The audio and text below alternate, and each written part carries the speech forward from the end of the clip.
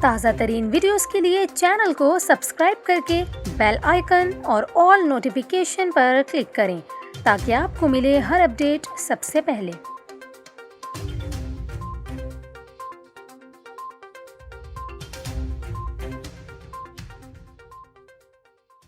السلام علیکم، نیوز 24/7 اردو میں خوش آمدید۔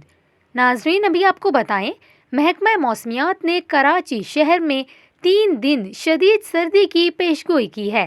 محکمہ موسمیات نے کراچی میں ایک بار پھر شدید سردی کی پیشگوئی کرتے ہوئے بتایا، شہر میں سردی کے دوران درجہ حرارت 8 ڈگری سینٹی گریڈ تک جانے کا امکان ہے۔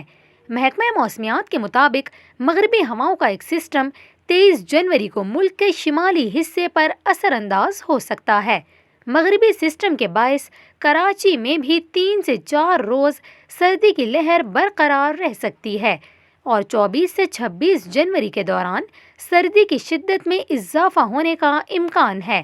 ترجمان محکمہ موسمیات خالد ملک کا کہنا ہے کہ 24 اور 26 جنوری کے دوران شہر میں سائبیرین ہوائیں معمول سے تیز چلنے کا امکان بھی ہے اور اس کے باعث درجہ حرارت 8 ڈگری سینٹی گریڈ تک جانے کا امکان رہے گا۔